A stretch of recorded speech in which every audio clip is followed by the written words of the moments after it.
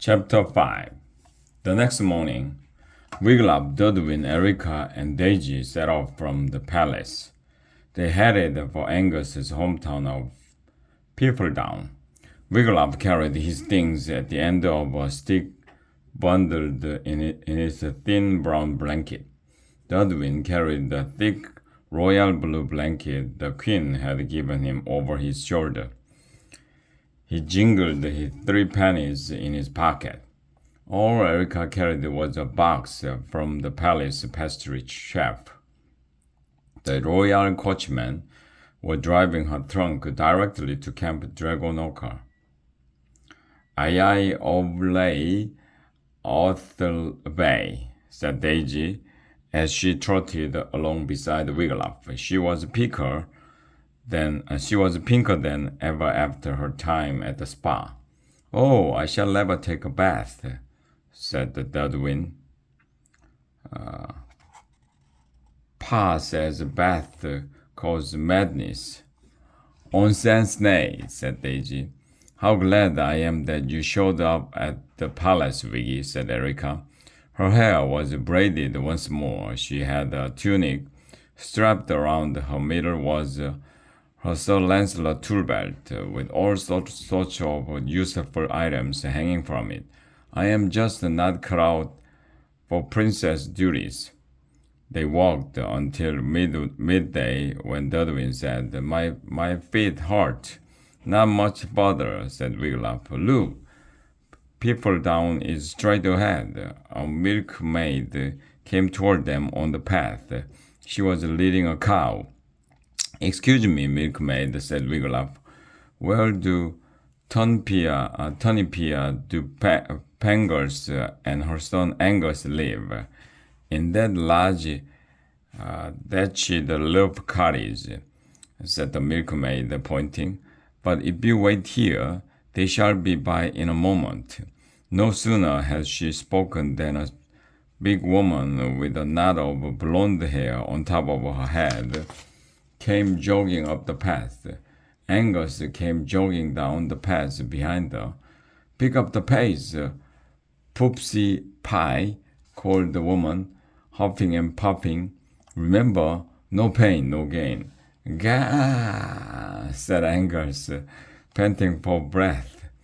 Hello, Angus, said Wiglaf as the two ran closer.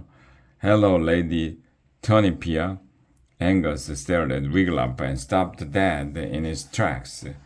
Just as bells, he exclaims. All this exercise is making me see things. Why, it's your school friends, exclaimed Tunipia. Jog in place while you talk to them, dear. Angus moved his feet slightly.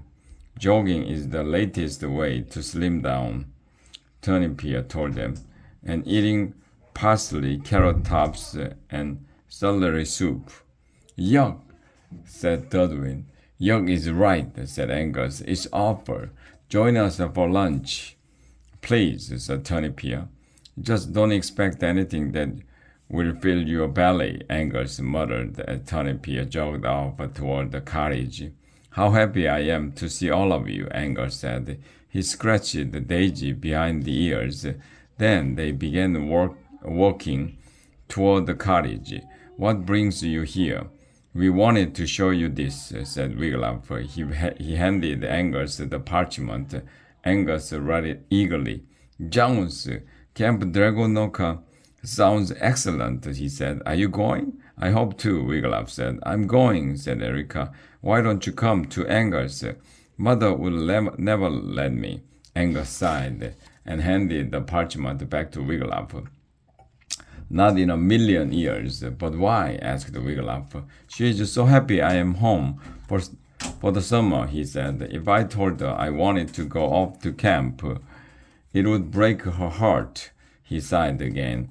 But I don't know how much more jogging and dieting I can take. Poor Angus, said Erica. Angus nodded. Write to me, he said. Tell me everything about camp, especially what you have to eat.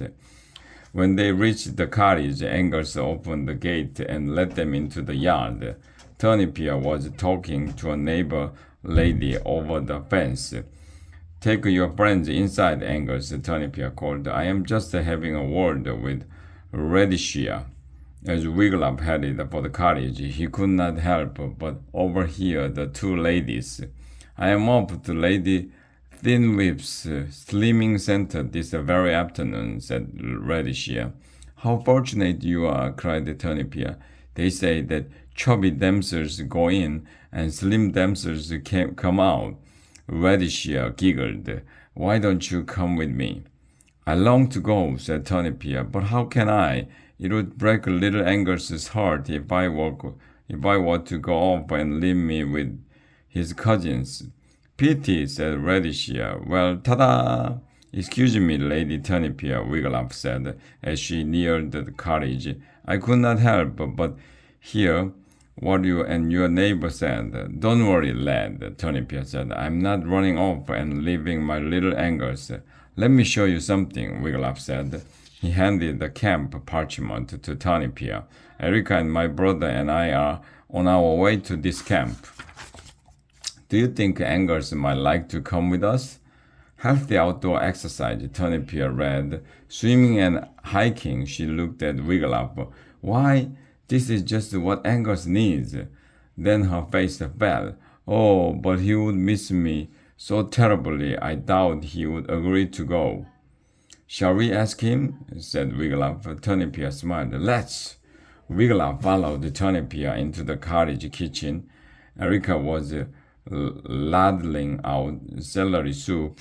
Dudwin was carrying bowls to the table. Angus was settling out soup spoons. Tonopia hurried over to her son. I want to ask you something, Poopsie Pie, she said. Mother, wailed Angus, don't call me that. Touchy, said Tonopia. Tell me, Angus, would you like to go to this camp Dragonoka with your friends? Me? Cried Angus. Go to camp? Tonopia turned to Wiglaf. See? What did I tell you? He doesn't want to go. What? Cried Angus. No! You don't have to go, dear, said Tonopia. I mean, yes, said Angus. Yes, I want to go. Please send me to camp. Really, darling? Said Tonopia. You're sure? Yes, Angus grinned. Camp sounds absolutely great. Well, Tonopia said, I'd better run out and tell Radishia that I am coming with her after all.